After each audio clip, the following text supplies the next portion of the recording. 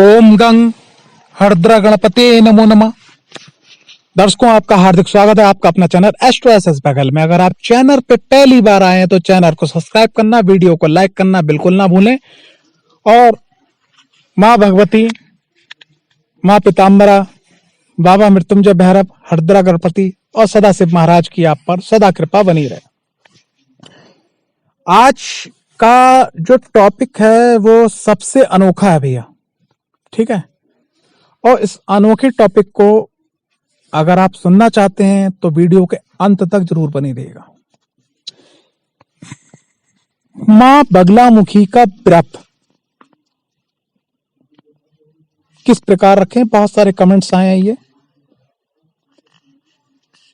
तो मां बगलामुखी का व्रत भाई क्यों रखना चाहिए?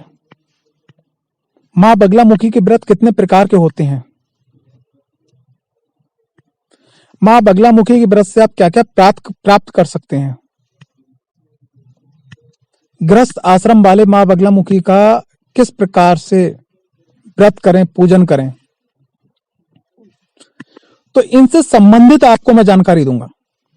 आने वाली जो वीडियो होंगी उसमें आपको व्रत के बारे में जानकारी, क्योंकि देखो ऐसा होता है किसी भी काम को, ये मेरा अपना स्वयं का व्यक्तिगत मानना है, आपका मानना हो या ना हो, मैं इस बात से मैं नहीं कह सकता कि आप सहमत होगे, मेरी बात से नहीं होगे, क्योंकि हर व्यक्ति हर किसी के लिए अच्छा नहीं हो सकता और हर व्यक्ति हर किसी के लिए खराब नहीं हो सकता।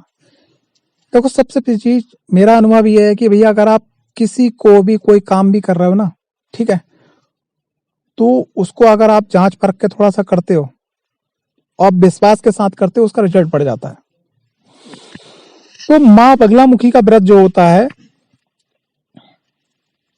वो व्यक्तिगत मेरा मानना है कि हम इसको 7 प्रकार से रख सकते हैं, यानी 7।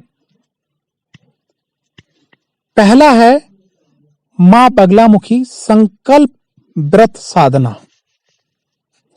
जैसे आप मां भगवती की साधना शुरू करने जा रहे हैं तो आपने क्या करा, 5 दिन का, 7 दिन का, 9 दिन का, 3 दिन का, 1 दिन का, ठीक है, 1 पहर का, 2 पहर का, 3 पहर का, 4 पहर का, आपने संकल्प ले लिया कि मां भगवती ये जो समय है ये आपका है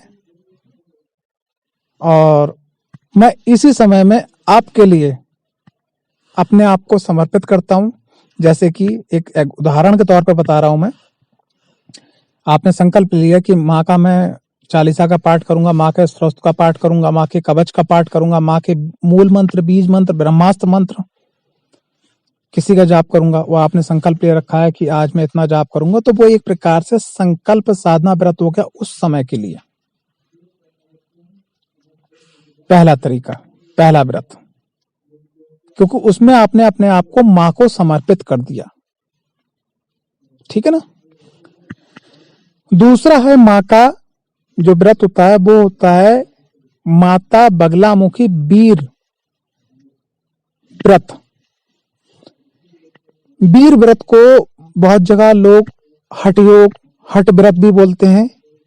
इसमें क्या है कि मां भगवती का नाम से आपने संकल्प लिया, एक विधान होता है जो आने वाली वीडियो में आपको प्राप्त होगा।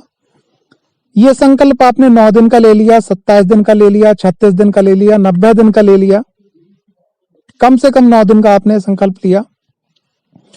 9 दिन मां का जाप, मां का हवन, ठीक है, मां का स्रोत, मां का कवच,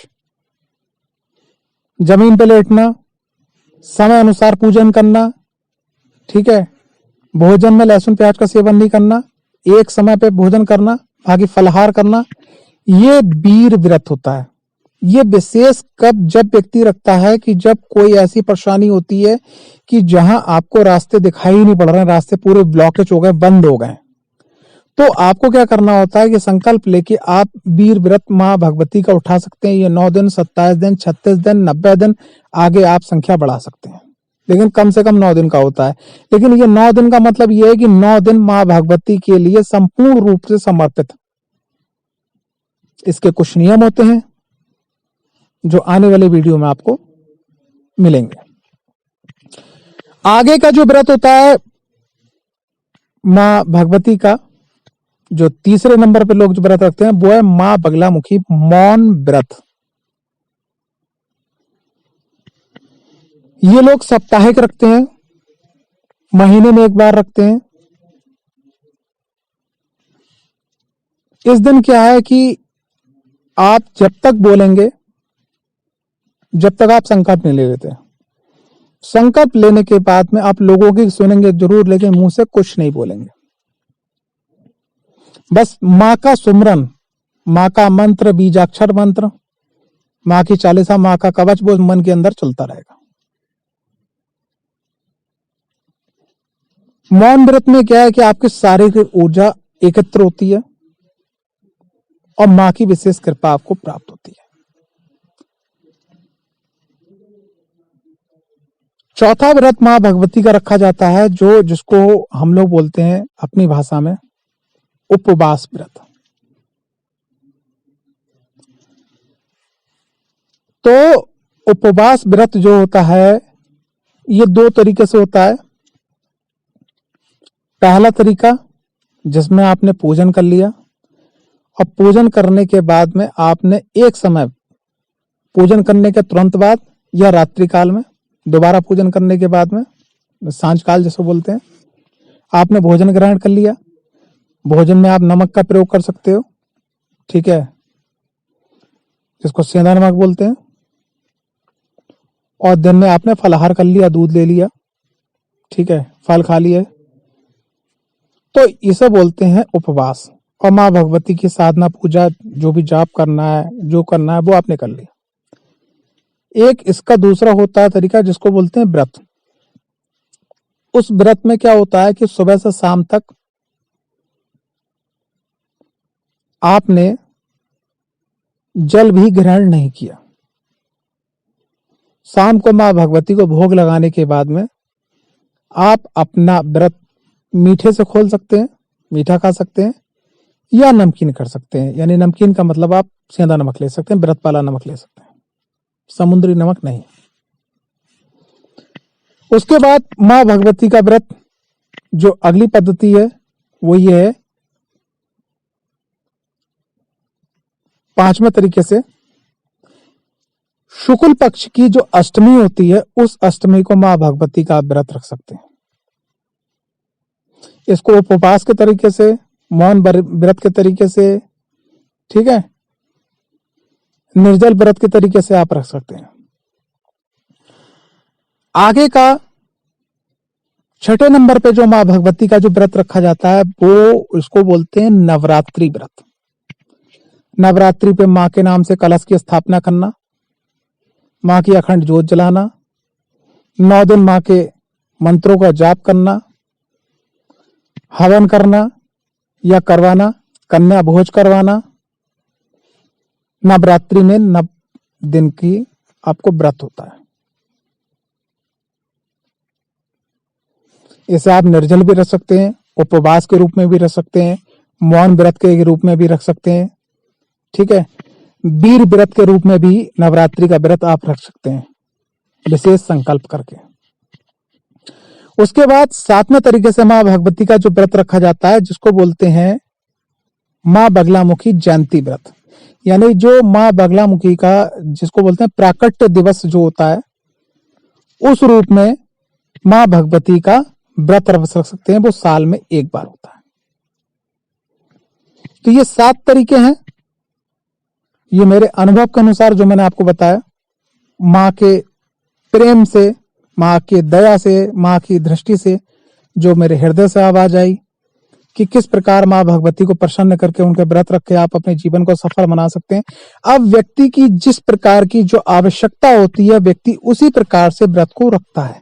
जैसे कि मैं आपको बताऊं, ठाकुर जी भगवान विष्णु, कुछ लोग भगवान विष्णु का व्रत रखते हैं बृहस्पतिवार को, कुछ लोग एकादशी पे रखते हैं, कुछ लोग पूर्णमासी पे रखते हैं, कुछ लोग कन्हैया जी के रूप में व्रत करते हैं, कुछ लोग राम जी के रूप में व्रत करते हैं, कुछ लोग बराह रूप में व्रत करते हैं, कुछ लोग परशुराम रूप में व्रत करते हैं, कुछ लोग वामन रूप में व्रत करते हैं। तो ये क्या है, रूप तो उनका भगवान श्री नारायण का ही है, लेकिन अलग अलग तरीके से लोग व्रत करते हैं। तो इसी प्रकार माँ भगवती की ये जो व्रत है, ये अलग अलग तरीके से लोग रखते हैं, अलग अलग प्रकार की अपनी इच्छा पूर्ति के लिए, मनोकामना पूर्ति के लिए, आशीर्वाद प्राप्त करने के लिए। बहुत ही जल्दी आपको ये जो सातों हैं व्रत विधि विधान से आपको प्राप्त होंगे। लेकिन बस चैनल पे आपको वही चीज मिलेगी जो गृहस्थ आश्रम वाला व्यक्ति बहुत आसानी से कर सकता है, क्योंकि मेरा बस एक उद्देश्य है, आई लव यू माँ। ठीक है ना?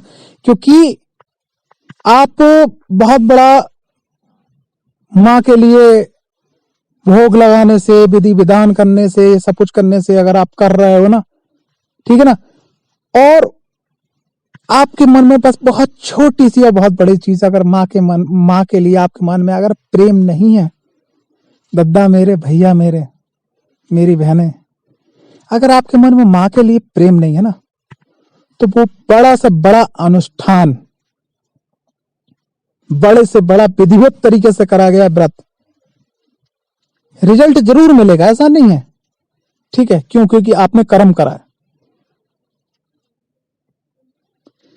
लेकिन हो सकता है कि अगर आप प्रेम पूर्वक सरल साधारण विधि, मैं यहां पर विधि विधान की बात नहीं कर रहा हूं, प्रेम पूर्वक सरल साधारण विधि से अगर आप मां को पुकारते हो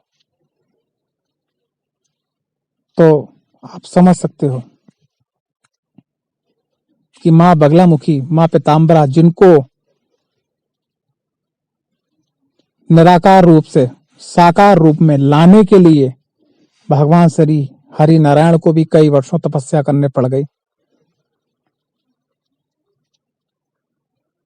तो अगर उनकी कृपा, अगर राई के 100वें भाग का भी हिस्सा, राई का जो सबसे छोटा दाना होता है ना, 100वें भाग का भी हिस्सा अगर आपको आशीर्वाद प्राप्त हो गया, तो आपका जीवन धन्य हो जाएगा, सफल हो जाएगा। आगे मिलते हैं बहुत सारी वीडियो में, क्योंकि माँ के जो